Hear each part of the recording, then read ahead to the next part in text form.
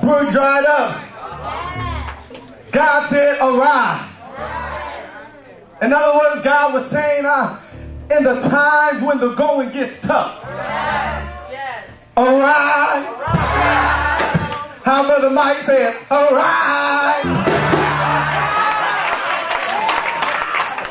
Look at somebody and say, when the going gets tough, arise.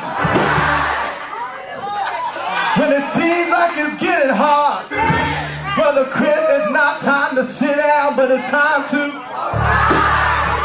When you're feeling sickness in your body, that's not the time to throw in the towel, but that's the time to. Somebody shout arise! Yeah! Arise! I'm commanding a widow woman to feed you.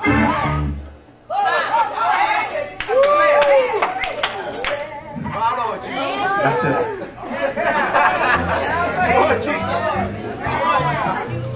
I got to do with that because you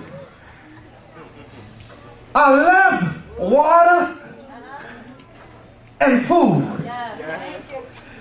and you're sending me to a widow woman who's also in the family.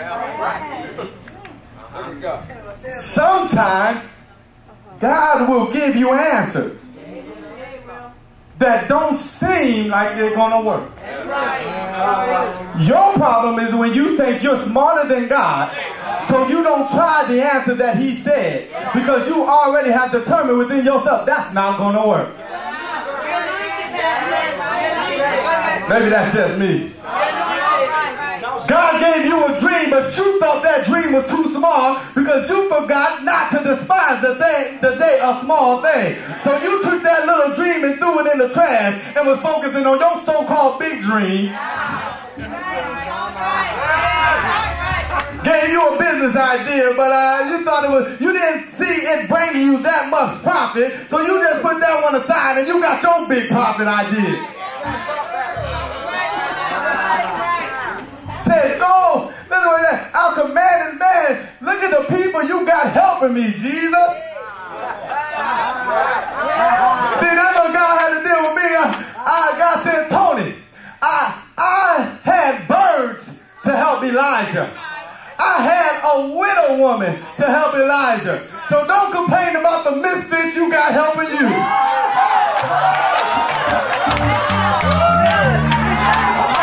Say he can't be, look at your neighbor, say he can't be talking about me, he got to be talking about you. He ain't talking, he's talking about you. God will have some of the strangest, weirdest, unfit people help you, but you don't got to worry about it because your trust ain't in people, your trust is in.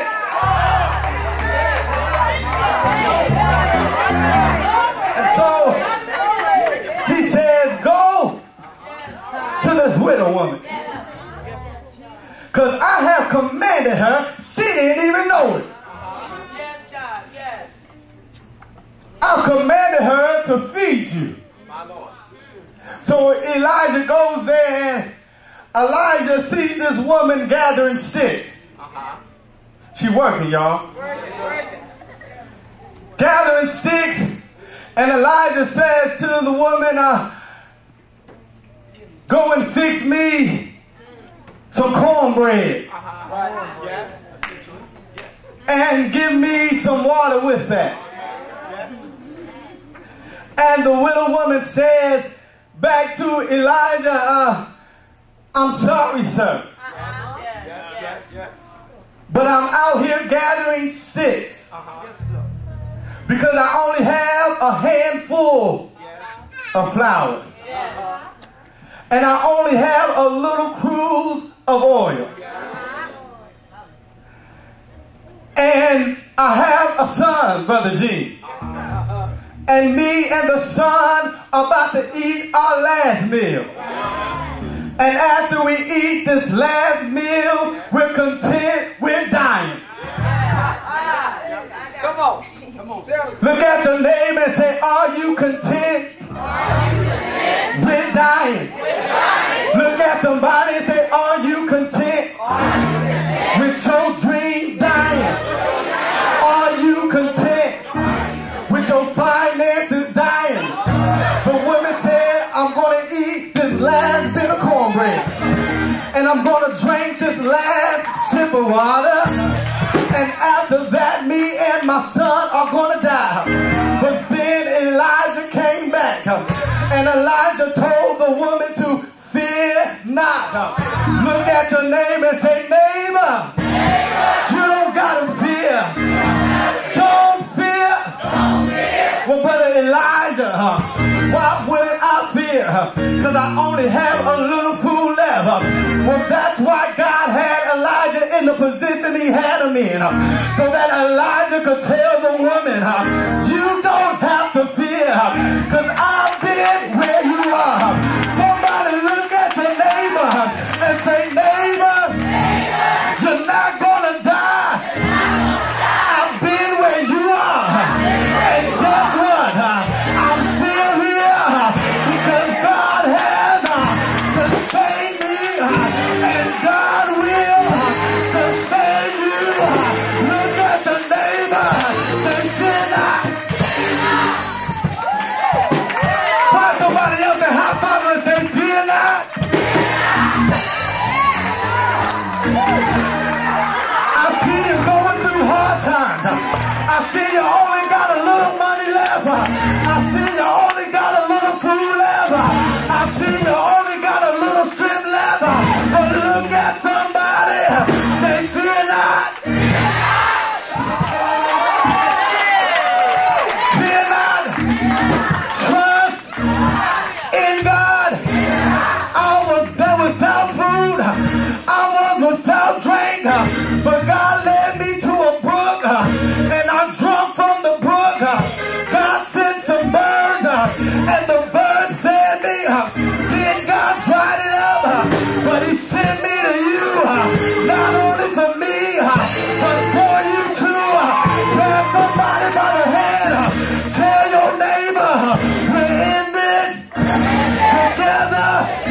Everybody on your feet.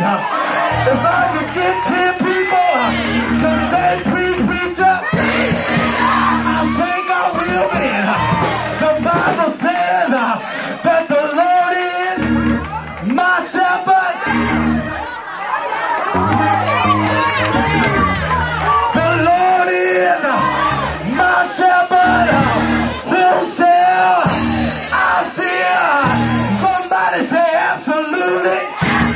Nobody. Absolutely nothing.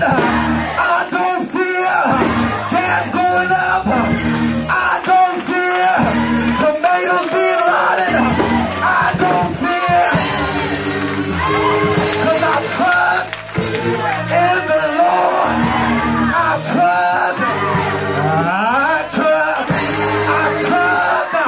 in the Lord.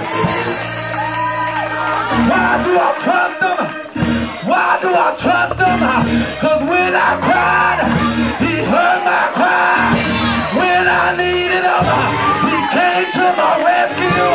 How many trust God that in the time of need, God is a sustainer?